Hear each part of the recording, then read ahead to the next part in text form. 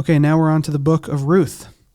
I think this probably is one of the most popular Old Testament books, not just because it's short, but because it's a love story. It's like we enjoy reading a short, nice, beautiful love story in the Old Testament. It's kind of like a breath of fresh air after you read the book of Judges. Right. You're like, oh, okay, there was still good stuff happening in Israel during the time of Judges. Right. So this book happens, like I mentioned, during the time of Judges. That's what it says in its first verse. And it follows one family who's from Bethlehem. Then they move to Moab because things are so bad in Israel during the time of Judges. Things are tough. They're like, let's go to Moab. There might be food there. They go to Moab, and then the father dies, and his 2 sons die. And so now there's 3 widows left in Moab. Naomi, who's the mother, and then her 2 daughters-in-law, Ruth and Orpah. And Ruth, basically, for widows, Moabite widows, they're going to have no life back in Israel, is Naomi's thinking. She wants to go back to her people because she has nothing in Moab. She's going to go back to Bethlehem. But she tells her daughters-in-law, no, you guys stay behind. There's nothing for you in Israel. And Ruth won't stay behind. She says, I will go where you go. I'll serve your God. I'll die where you die. And so she stays with Naomi. They get back to Bethlehem, and then they meet Boaz. Ruth meets Boaz, who is actually a family member of Naomi's. And basically what happens is he redeems her. She goes to his fields. He gives her food.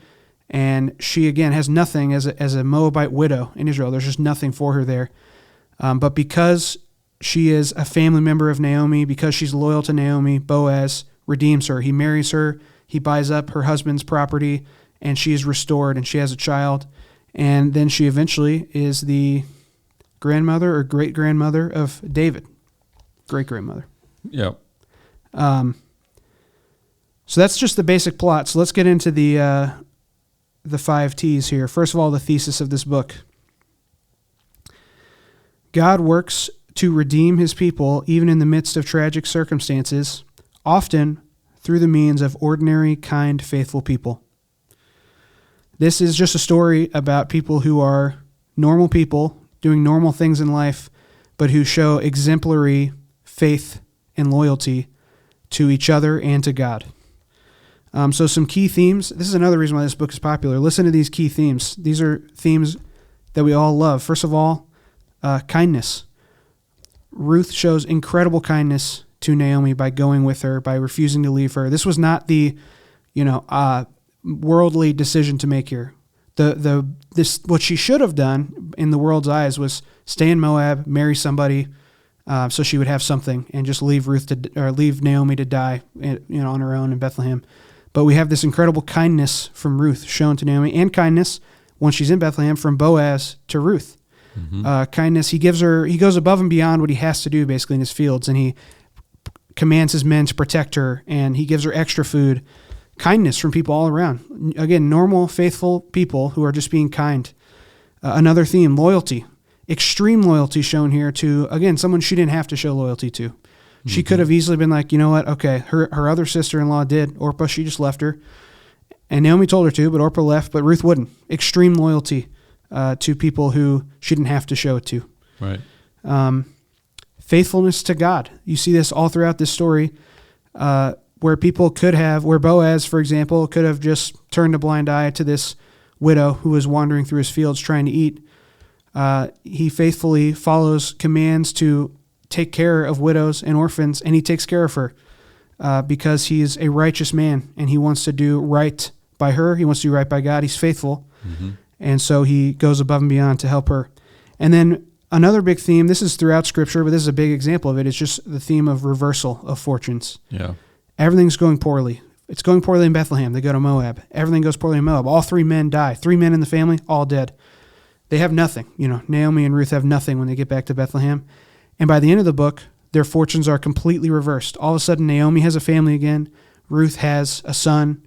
They both have property and wealth and food and a family all again at the end. So God takes fortunes and completely reverses them. And that happens to lots of different characters throughout the Bible. Ruth is one of the big examples of that.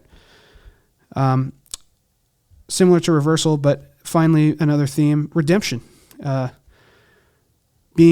Ruth is redeemed from having nothing to then being brought back into society, being brought back into a family, going from being a widow with no family at all to being brought into a family that, again, eventually ends up with King David after them. So this redemption of going from having nothing to being brought into a family. No wonder we like this book, man. Those are, kindness, loyalty, redemption. There's great themes. Right. None of the judgment and horrible stuff we saw in Judges just a book ago. This is a great story. Okay, so tips for reading this book. The more knowledge you have of the Torah, the first 5 books of the Bible, and the laws there, the more you will understand what's going on in this book, and the more you'll see how faithful everyone in this book is being, everyone in the story is being. Mm-hmm. See if you can find the laws in the Old Testament that talk about letting people, foreigners, sojourners, glean from your fields. Boaz, when he sees Ruth in his field, it's not like he's like, oh, what's she doing there? Boaz is actually already being faithful by letting people glean from the edges of his field. He's following the Torah by doing that. Again, see if you can also find the laws that talk about a kinsman redeemer. This idea that if a woman's husband dies, it's her husband's family's responsibility to redeem her, to give her children to somebody who'd marry her and bring her back into the family. That's in the Torah. Boaz is following the law. He's being faithful to the Torah and doing that for Ruth. And also, same with the property redemption, where he basically gets all of the property from Ruth's former husband. All those are Torah laws, and Boaz is just being faithful. Right. He does go even above and beyond them, but there's a lot of what went wrong in Judges is going right here. This is people following what they're supposed to do. This is ordinary, faithful people following the laws. So go back, read through the Torah, or see if you can just find those specific verses that link up to these to see how the people in this book are being faithful to the law. And then one other tip for reading this book, see if you can notice the ways that God is moving behind the scenes to make this all work out, because the narrator of this book actually does not mention God at all. Boaz mentions God. Some of the characters will talk about God, but it's not like the narrator says, and then God, made this happen. Here's what God was doing. Exactly. Yeah. It seems like God is in the background, not doing anything, silent in this. See if you can figure out, try to peer between the lines and see how God is working this all out for the good of the people involved, for his glory, for his plan. The easiest way to see that is in the fact that this whole episode ends up with David's line. Ruth is in the genealogy in Matthew. Ruth is his great-grandma. None of this, we wouldn't have Jesus if we didn't have David, if we didn't have this whole episode of Ruth coming back with Naomi, finding Boaz, this whole thing. So you can see that God's actually behind there. So try to pick up on the ways God is working, even though it's not explicitly stated by the narrator. Right. Okay, ties to Christ. This is another book that I feel like there's so many ties to Christ. Again, there's the most obvious one of we wouldn't have the genealogy of Jesus without Ruth. We wouldn't have King David without Ruth. So in the as far as the storyline of the Bible goes, there's a direct tie into Christ. This is on the way to bringing King David into Israel and on the way to bringing the greater David's son.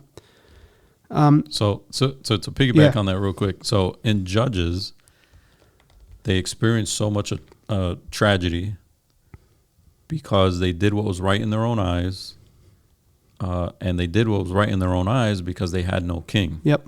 And then in Ruth, you have these individuals not doing what's right in their own eyes, but doing what's right according to what God has revealed in his word, even if God is not clear and present in the narrative itself. And then it produces the king they need. Yep. That is, I guess, foreshadowed in Judges in the negative way. It's foreshadowed in Ruth in a positive way. That's awesome. Yeah.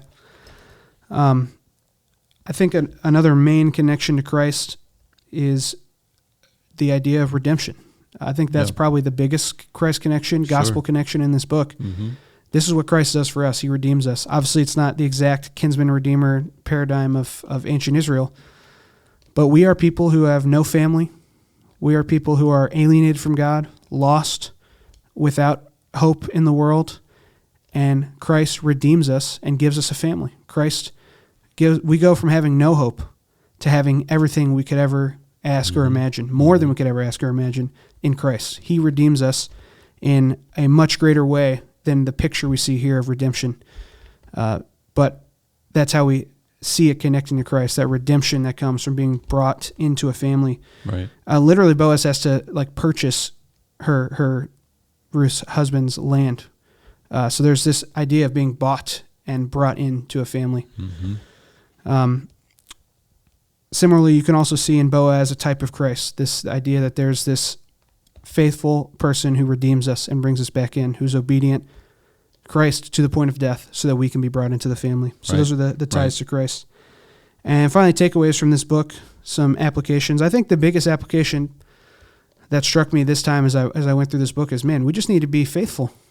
That's what this story is about. It's just ordinary, faithful people who do go above and beyond, but they go above and beyond in like the ways that we're told to, the normal ways. Be kind to others, Right. Be loyal to your family.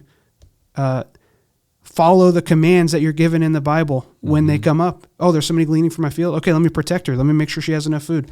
These are just ordinary people following the commands they've been given. And so I think for us, it's the same thing. When things aren't going well in our life, remember, things started bad in this book. They had to flee to Moab. People are dying. They have nothing in the world.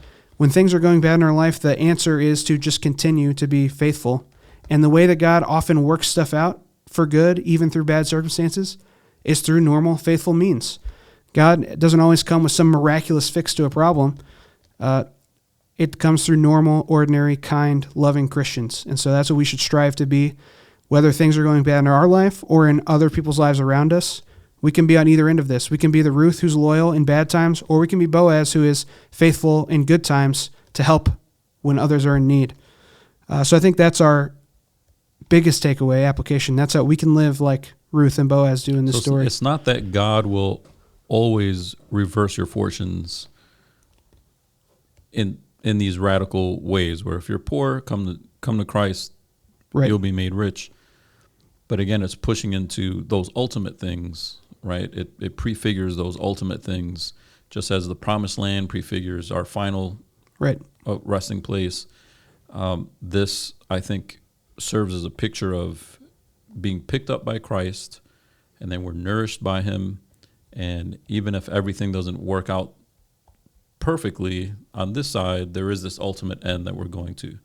But still, there's, like you're pointing out, this general principle of God caring for us in physical and actual ways now, maybe not making us rich, but moving us in directions where we don't have to worry about our food and our clothing, and we're trusting in his constant care for us and provision. Yep. That's great.